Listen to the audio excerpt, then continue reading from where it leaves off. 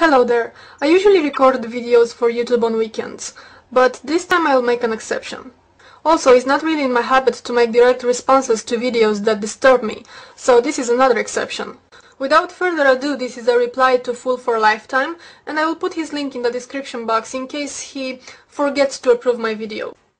First of all, homosexuality is unnatural. We all know that. It's wrong, okay? It doesn't matter if you believe biblically that it's wrong. It doesn't matter if you believe that it's wrong for education. It doesn't matter if you believe that it's wrong for finance. Just look at the nature of it all. So homosexuality is unnatural. Then how come you find it all over nature, from butterflies to apes? Oh, but wait a minute. You do know that homosexuality is spread in nature because you go on to saying this.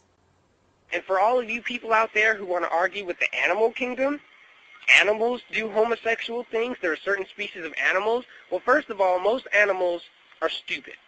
Monkeys are the smartest animals we have, and we know how stupid they are.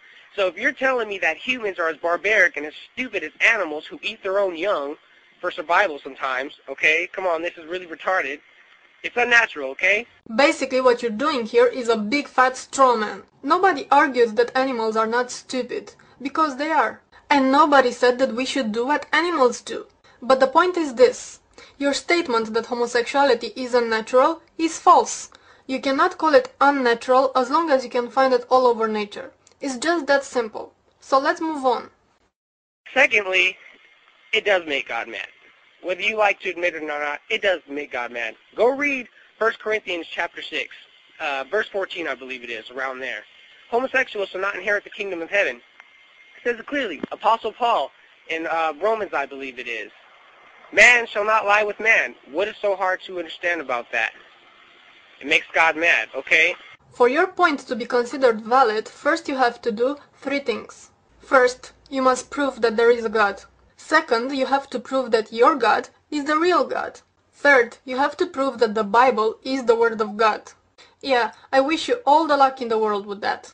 Now, if you manage to do a miracle and prove all of these things, you are still left with the interpretation of the Bible. Yes, there are a few passages who condemn homosexuality. But there are also some passages that condemn touching the skin of unclean animals. Are you wearing any leather products? And what kind of leather is that? Do you play basketball? From what kind of leather is that ball made? I'm sorry to break this to you, but according to the Bible, this is an abomination. Do you know what else is an abomination in the Bible? For a woman to wear men's clothing. And since we are on this very lovely topic, I just want to make a quick note to Yokap's brainwashed wife. Caroline, honey? You know, you often dress like a dude. It's an abomination. But let's keep rolling. You know, it's genetic, and it's not something you can help. No scientific proof that it's genetic. No scientific proof. Okay, the scientists have not yet agreed on the exact reasons that an individual develops homosexual, bisexual, or heterosexual orientation. But they have agreed that we do not experience a sense of choice about our sexual orientation. How come you think that somebody would just choose to be gay? So it's like one day I just wake up and say, from this moment on I will be attracted to women. Because I want to be discriminated. I want to be deprived of civil rights. Just take in consideration the fact that there are homosexuals even in Muslim countries. Do you know what happens to gay people in those countries? You would be just thrilled. And yet you still think it's their choice. Your mom had to lay down with your dad to come up with you, and now you're here. Heterosexuality is pro-life. Homosexuality is anti-life. What is so freaking hard about this, guys? Well, newsflash to you, pro-lifer. We are overpopulating the planet.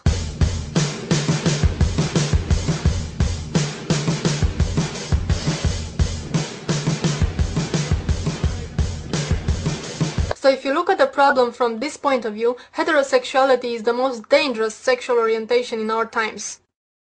People should have the right to be with who they want to be, which is why we put rapists in jail for raping little kids, which is why we put molesters in jail for molesting little kids. I mean, hey, if the same sex is your thing and little kids is my thing, then fine, you know? How about it? Well, I'll tell you how about it. It's a little thing called consent. As a side note, there is something really disturbing that I noticed about people in my country. Even the most open-minded, and intelligent people I know are still against homosexuality. So for you people who are watching me right now, I just want to tell you this. If you'll ever stand in front of me again and associate homosexuality, which is a consensual act between adults that do not harm anybody, with pedophilia or bestiality or any other form of abuse, I will spit you between your eyes. 'Cause I'm a lady like that. But let's go on. You know, should you be allowed to marry your mom? How about it? Should you be allowed to marry your brother, your sister? Should you be able to have 10 wives? How about it? Well, let me put it this way. If you want to have 10 wives and those 10 women agree to marry you and share you, it's fine with me. I don't give a damn. As for the incest, there is a little problem there.